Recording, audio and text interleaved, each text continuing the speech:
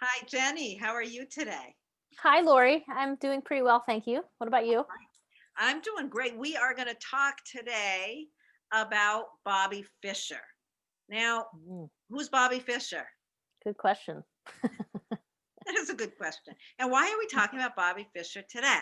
Well, a few things. Bobby Fischer was the world renowned champion chess player. We're sort of looking at Bobby Fischer partly right now because of that show that's so popular. I think it's on Netflix called Queen's Gambit. I haven't watched it. Have you? Yeah, it's cool. It's worth watching, but it does draw you into chess, makes you want to play. Yeah. Well, they say that you can't buy a chess set right now because they're all sold out because of that show. So people are thinking about chess on a different level right now. So we thought we would look at this great chess player. And the recommended the movie that I would recommend is on YouTube. You can get it on YouTube. It's called Bobby Fischer Against the World. Is that right? Yeah, that's right. Yep. It's an And interesting movie. Yeah. it is really interesting because I Hmm. think at this point, most people just think, they hear the name Bobby Fischer, oh, he was a great chess player, and that's about as far as it goes. And this man had a very complex story, obviously, or we wouldn't be talking about him today. So just to give you a little bit about his story, he started playing chess when he was 6 years old. He spent his entire life growing up totally immersed in chess. He didn't do much of anything else. He played chess, he studied chess, he chess was his obsession and his life from the time he was 6 years old. um, it got really complicated. His story got really complicated because of the world championship in 1972 against the Russians, who believed they were the only ones who could ever have a championship um, chess player, a champion chess player. And it got very politically complicated at that point. Mm. And then, later on in his life, yeah, there were a lot of complications. What else do you want to say about some of his complications? Oh, well, the 1972 time period that you're talking about, it was because it was like part of the Cold War, and there was all this tension between the United States and Russia, and so chess at that time sort of became this symbol of the Cold War, and so that kind of brought in all this other stuff. There's also a lot of debate about money, like there wasn't much money as the main purse for people to win, and that was one of the reasons that he wasn't really that interested, and because of his kind of, yeah, all over the place personality, which we'll talk more about. He sort of drew in more money. Like these wealthy people decided to put up some money to so it kind of increased the heat and the tension and all the stuff that was going on at the time. So that yeah, it's yeah, that's all I'll say. But back Yeah, to watch you. that video. Like, watch that video because you'll get Mhm. a lot of information and it will be relevant to the chart when we look at it. So, you want to open that chart up, Jenny? Sure, let's do that. Okay, here we go. So here's Bobby Fish's chart. Okay. And it's quite wow, there's a lot going on in this chart. So probably start with the sun and the moon, right, Lori? Yeah, I think yeah. yeah. Let's start with the sun and the moon. You know, the sun in this chart is in a somewhat weakened position. It does rule the chart Mhm, because it rules the ascendant with Leo on the ascendant, but it's in mhm. Pisces, which is not a super strong position for the sun. And the only aspect it makes to anything in the sun in the chart is a trine aspect to, whoops, I don't want that, trine aspect to Jupiter. Yeah. So Which I mean, yeah, that is potentially a strong aspect, but it doesn't really root it in the rest of the chart very well. yeah, I guess Yeah. that's exactly the way to say it. Is it doesn't root it. It doesn't give it a lot of um, yeah, a lot of ways out in the world. One of the ways I think of the sun as being really significant here is just that whole idea with the Pisces of the energy kind of comes from a very intangible place. Mhm. And yeah, that kind of suggests things like chess to me. Chess seems like such a totally intangible thing to me. Obviously, someone Yeah. the intellect Yeah. of this, it's Hmm. really not. But the path into it, I think Yeah. there must have been coming from that kind of a intangible escapism from other people's issues. I think there's Yeah. something about that as well. Yeah, and I think the way he played, there's one point in that documentary where he talked about he's flipping through a magazine looking at chess moves. And like most people, you look through the magazine and you look at the picture of the chess move and you go, oh, wow, look at that move. But what he was doing is every single page with a chess move on it, he was visualizing an entire game based on that one move shown in the picture and in minutes, and then moving on to the next one. So that ability to like visualize an entire game based on one move in a picture. It's like, wow, that's a It, whole nother level. it's Yeah. really interesting that you bring that up because when I heard that or when I was watching that part, I was just thinking about the intellect and his Mm, Mercury.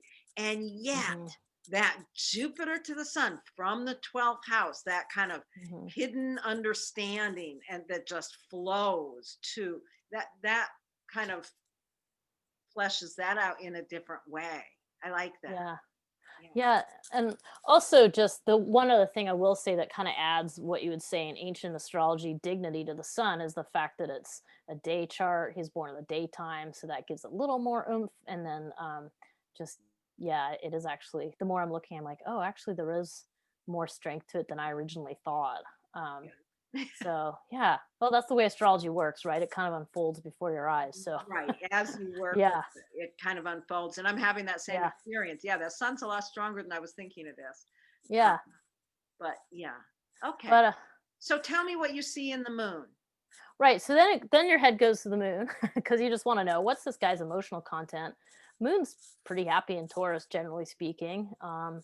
And so first glance, you're like, okay, like moon and Taurus up there at the top. So I don't know, maybe being attracted to the elegance of the game, the Uh, more uh-huh. elegance, harmonious aspects of the game.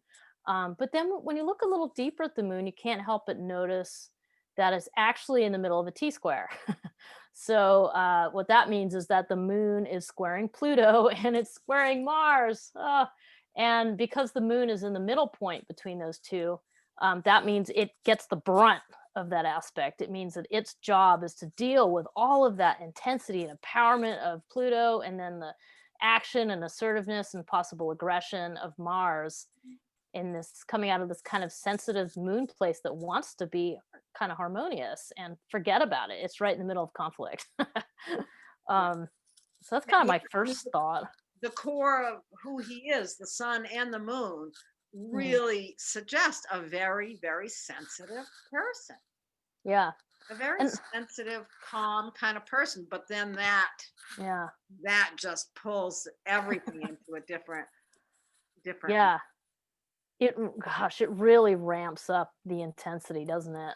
Oh, And also, in Noel Till's method of teaching, right away you're going to be like, "Oh, geez, there's some mother issues here," because you've got a Pluto contact to the moon, and according to his way of thinking, that is really bringing in real intensification of the mother yeah. impacting him. And when Yeah. I see, the moon squaring the Mars, when I see the moon squaring the Mars, the idea of an angry mother, anger at the mother, all the issues of Mm, anger that connect to the mother symbol, and then all the issues of power that connect to the mother symbol. Yeah, there's a lot of intensity in here. And one of the things that they talked about in the documentary was that the United States government thought that his mother was a Russian spy. She was a communist mhm, and she was an activist, and that was mhm. in the middle of the Cold War. So his mother was a force to be reckoned with. And Wow. that did not give his little moon that just wants a tender, loving mom. Instead, he's got this, Yeah. oh my God. that immediately, right from the time he was a child, way before the issues of the government and the chess game, he was immediately brought into this government drama that was playing out in the culture at the time, even if he wasn't, consciously aware of it as a little kid. The government was watching his mother. That's Yeah, wow. pretty intense. Yeah. Yeah, that's a lot. Well, the other thing I'm thinking too when you're talking is like, so all those Aquarius symbolism, those planets over there in the seventh house, he's got Mars and Mercury in the seventh. My head went there because there's a lot of detachment and inability to connect with other people. And I think it's sort of like his mother was passionate about activism issues, but she was not passionate about being a mother because she just wasn't really available, at least by the account given in that documentary. And there's a lot of frustration and things that he wasn't able to break through. Because as you see later in his life, he is pretty dissociated with everything. He slowly loses his contacts with all his adoring fans from the past and friends and so on as he And ages. reality. Oh yeah, and that. Oh dear, yeah.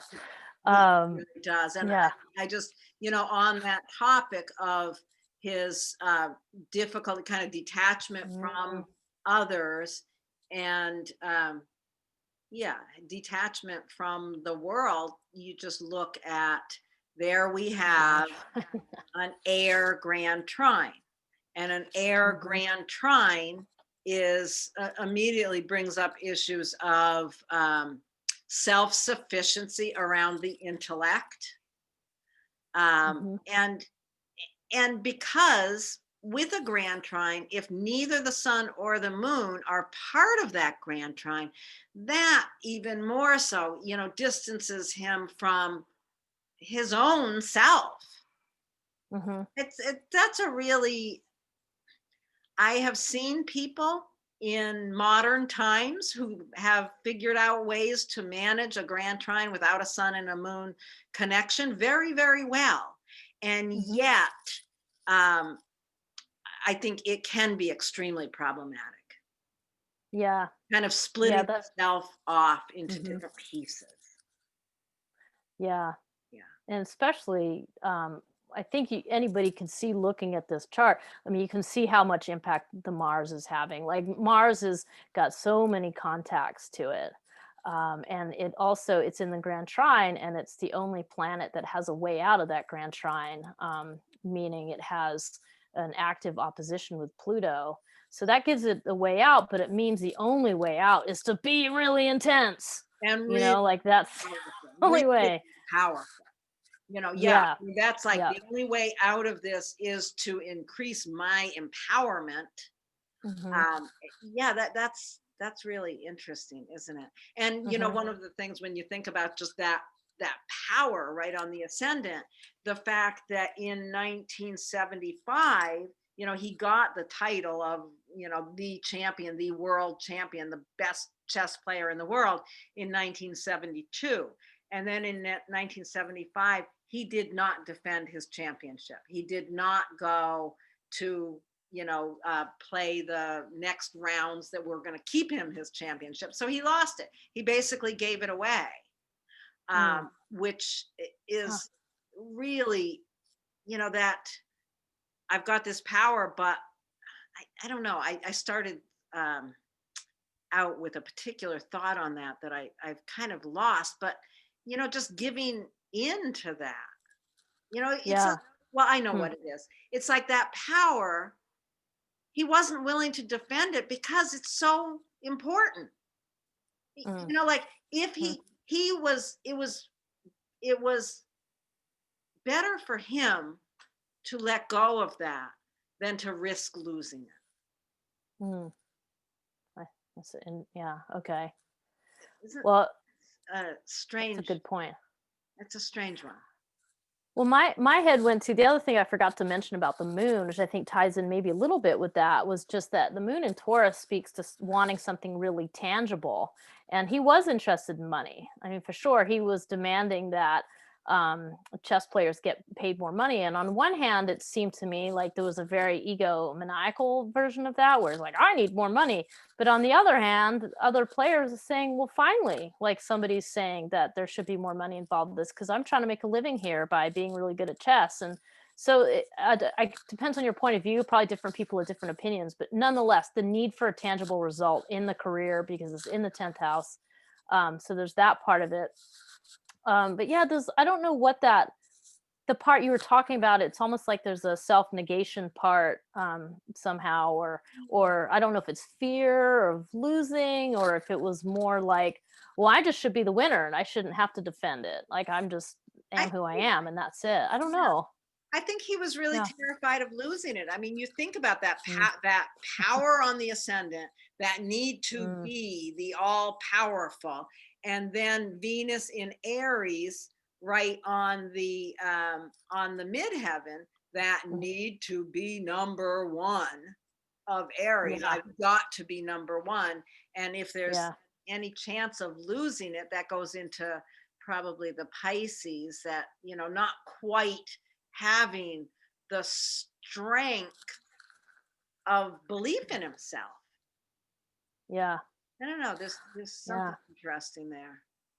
Something interesting. Yeah. And also that brings in the whole, like, just mentioning how important that Mars is the chart. Well, Mars also rules the midheaven, so whatever's happening to Mars is how he's gonna handle his career, right? so so but the other thing that you mentioned to me, Lori, too, before we started filming, was just this other piece here, that Mercury is an Aquarius, so it's just brilliant, brilliant, brilliant mind, and it's squaring Uranus. Oh, So, and you brought that up, yeah, and that Mercury is such an interesting placement, with the square to Uranus, which rules Aquarius, mhm, and that's just such a. There was a quote from the movie that I thought was really interesting. He really went mad in his older years after all of this, and yeah, the story is very long, but he really kind of lost it and yeah, went into a lot of severe paranoia about the government, about mhm, all kinds of things. But this is the quote that I wrote down, was his genius and his illness are joined at the hip. mhm, And there was also something said about, going outside. We can like go outside the box of the way other people think with that Aquarius Mercury, and yet sometimes if you go too far outside the box, it's very hard to get back in. And yeah, that's the yeah, danger. People always talk about the fine line between brilliance and madness, and there can be a very fine line there. yeah, And this is such an excellent example of that square there. Mercury yeah, in Aquarius has the ability to go outside the bounds of ordinary thinking. And this, I think about just the grand trine in air, and then mhm, this piece as well. And his, you know, if you know anything about chess, it's all about figuring out the patterns and being able to track them move by move by move from mhm, your perspective and your opponent's perspective. It's a very intense intellectual ability to create yeah, patterns and yeah, understand patterns. And I mhm, think this man, with this, with the way this was set up, is he built those patterns from such a young age into his mind, that when mhm, he stopped playing chess, where did those patterns go? mhm, He had yeah, never developed normal thinking or normal, one-on-one relationships. It was all in that realm of developing these patterns and understanding this high level of brilliance, which also incorporated Neptune. So there's also something mhm, very, not only intellectually outside the box, but um, on, yeah, on some kind of intangible level. I'll just stick with that word. Some level of total intangibility where his mind um, and his energy would go with that patterning piece. Mhm. Yeah. Yeah, and I just that seventh house, which really is the ability to relate to others outside of yourself, is just it's stressed, and it's with Aquarius there, it's separate. It's easy to be cut off. But the more positive aspect of it, when you were talking about all the Aquarius and ability to see patterns, it's also the ability to see into the future, and that's what he was doing with the moves, like to be able to play out a whole game in his head to see the outcome of the game by a move that happened in the past. It's like this ability to really lay out the future, which is because one of the designations of Aquarius is the future. Um, the other thing I wanted to add is just um, Lori was talking about like how then he stopped playing chess and then he was just kind of like, where does his mind go? Well, from an astrology perspective, one of the things we talk about a lot is hemisphere emphasis. And in this chart, he's got a southern emphasis, meaning everything pretty much is above the horizon. And that means that he doesn't have a root. He doesn't, he, part of his life's work, if it had been a healthier life, would be to try to establish that root and anchor oneself, so that you didn't feel so buffeted around by the outside world. So southern emphasis chart can show that, and it can show that the need for the person to develop their own root structure, and he just wasn't really able to do that. So Yeah. And he also, as far as that, the North Node being right here in Leo, there was so much that he could have accomplished, or, you know, would have been good for him to be able to really go into a more personal understanding of himself. All this Aquarius is so intellectual and high-minded, and Leo, on the other hand, the opposition here is very personal. mhm. And he kind of, yeah, I think he Couldn't do it. missed an opportunity to bring an open-hearted understanding of what's personal to himself. Yeah. What he could see in himself on a personal level was so much tied in with that power of the Pluto on the ascendant, when the Chiron is there, the wounded. He really needed to look at where he was on a very personal level wounded. Yeah, and I can't help when you're talking about these themes, it's like, well, why wasn't he able to get into the more personal aspect? Well, he was, I mean, quite honestly, he's a white male in a world that's not in a time period when you're not going to be introspective. That's not part of it. You just go out and you have power in the world, and that's it. You don't question it. So there's an inability to do that. And then on a more personal level, just like he didn't get the nurturing he needed as a child to have those kind of roots, to create that kind of roots. So there just wasn't anything there to draw on. And he put all his eggs in one basket. Yeah, Is what he it seemed sure like to did. me. It So all went in through that yeah, that need for power, that whatever yeah. for power, that drive for power, and the Mhm. intellectual. What a wild life. Yeah, and also like he's not. It's funny because he was a star in a certain way, but he's just really not very likable, and he No. certainly possesses some attitudes that are not likable. But it really comes from this inability to go and be more introspective and do work on himself, which is certainly not a thing you talked about in the 50s and 60s and what have you, especially in his position. So, yeah. Absolutely. Yeah, he missed a lot of that trine from the sun to Jupiter. That would have required, really, if he had been able to really develop that more strongly, it would have supported him too. But all these other forces just overpowered that. Mhm. And I guess that's part of why Yeah. that sun, even when we tried to strengthen it and we found some strength in it, it really didn't hold up against the powerful forces of the outside world, the times he lived in with Pluto there. Yeah, that was, he lived in a hard time for who he was, and how that all played out for him, for sure. Yeah. Interesting. Well, great. I'm All gonna right. stop the So, share here, and yeah, yeah. I hope that All was right. fun and interesting for people to follow along with. And, you know, you can always add your thoughts on this in the notes below or wherever you find this. Respond. Let us know what you see in the chart that we may have missed, because we're just us. Thank you. Thanks, Lori. Thank you. Thanks, Thank you, Jenny. everybody. Have a great day. Bye. Okay.